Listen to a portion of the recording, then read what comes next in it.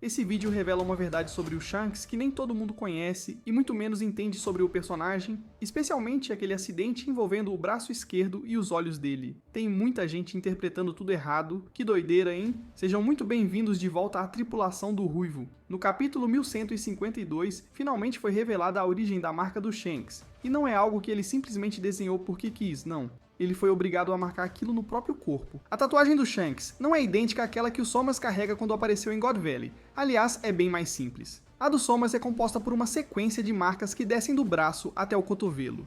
Os fãs começaram a teorizar que, com base nessa tatuagem, ele consegue atravessar portais mágicos. Essa teoria até faz sentido, mas será que ela está 100% certa? Na minha opinião, ela só está certa pela metade. E é isso que eu vou explicar agora, no conteúdo principal deste vídeo.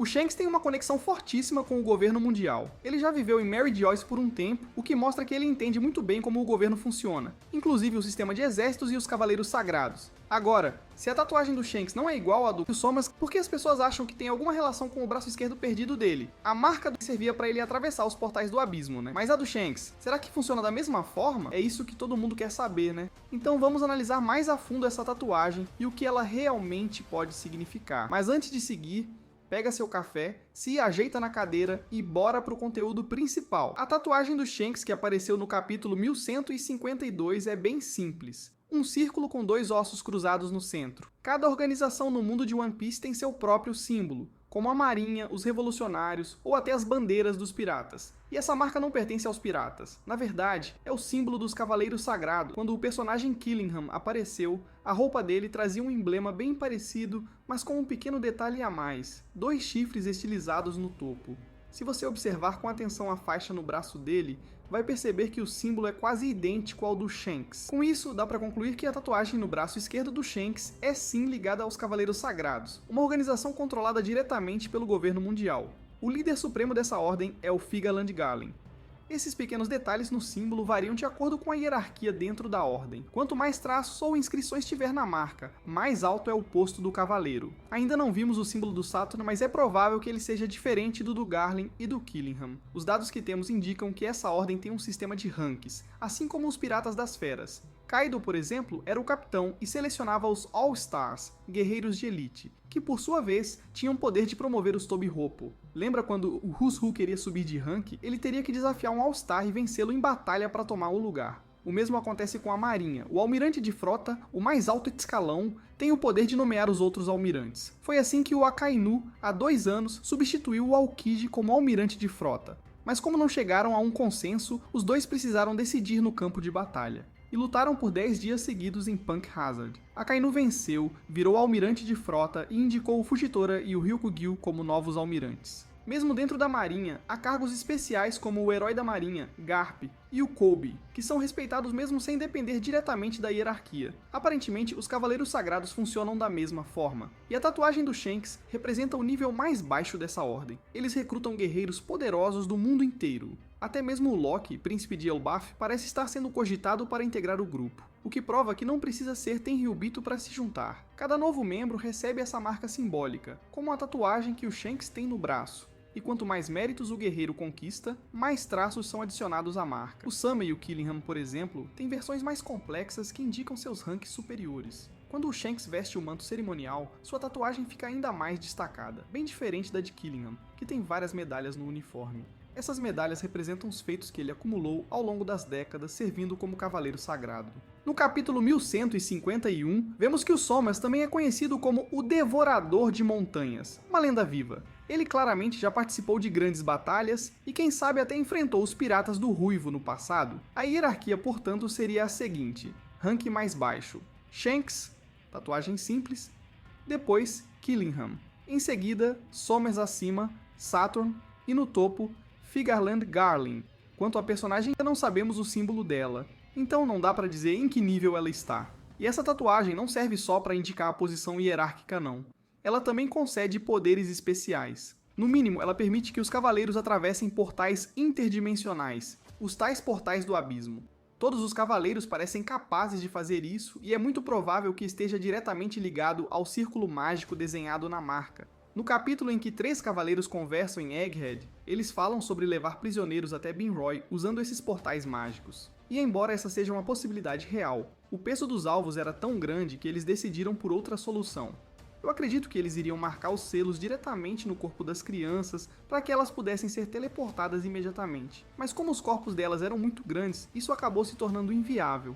Uma informação que reforça isso é o baú com as roupas e esses objetos foram levados para Egghead de forma inesperada. Ou seja, talvez apenas tocando em algum item com o selo mágico, eles já consigam transportá-lo pelo portal. Faz sentido, né? Afinal, eles eram só 3 cavaleiros sagrados e estavam lidando com 10 crianças. Ia ser um trampo ficar passando por aquele portal várias vezes. O baú que continha o uniforme do Garlin também tinha o mesmo símbolo da tatuagem do Shanks. E quando o Garlin veste aquela roupa, a marca fica ainda mais evidente. Isso mostra que qualquer objeto marcado com esse símbolo pode ser invocado automaticamente pelo círculo mágico. Não precisa ser um ser humano. E mais, os cavaleiros sagrados também parecem ter corpos imortais. Mesmo após sofrerem danos gravíssimos, eles conseguem se regenerar completamente. Inclusive, o Shanks já teria voltado a Mary Joyce e entrado nessa ordem sagrada a partir do rank mais baixo. E a tatuagem no seu braço permitiria que ele usasse esses portais mágicos da mesma forma que os outros cavaleiros. A Guko conseguiu invocar o Sommers do nada, sem que ele pudesse resistir. E aparentemente, o velho Sommers também não estava esperando.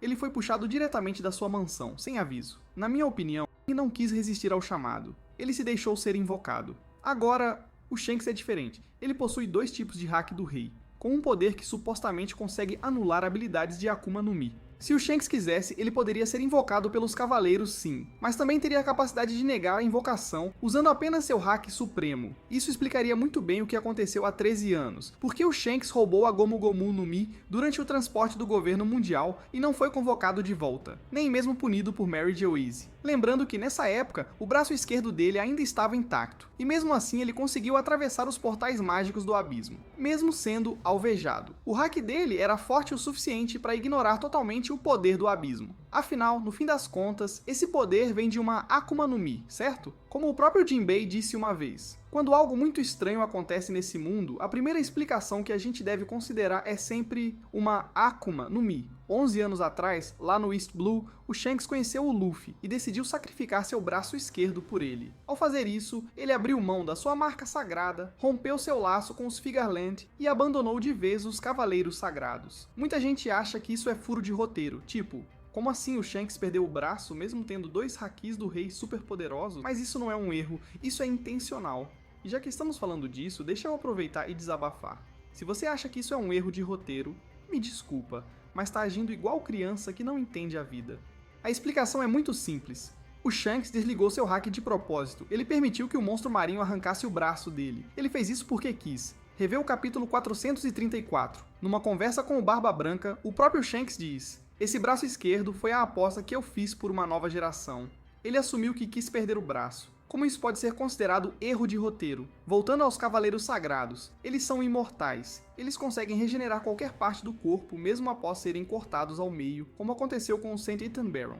E nada acontece com eles. Nem parece que sofreram. Se o Shanks ainda fizesse parte da Ordem, ele poderia regenerar seu braço a qualquer momento. Será que todos os novos membros da Ordem recebem a imortalidade logo de cara? Ou primeiro ganham o poder de usar os portais mágicos e só depois, se aceitarem algum tipo de pacto, recebem a imortalidade? Se o Shanks tivesse aceitado a imortalidade, com certeza teria trocado parte da sua longevidade por isso. Talvez o líder da Ordem, o Figarland Garlin, pudesse até controlar a vida do Shanks e eliminá-lo da mesma forma que o governo apagou o St. Satan. Talvez a gente precise revisitar aquele baú com o uniforme do Garlin, que também foi teleportado pelo Portal do Abismo. Isso prova que objetos marcados com o símbolo também podem atravessar o círculo mágico, não apenas pessoas.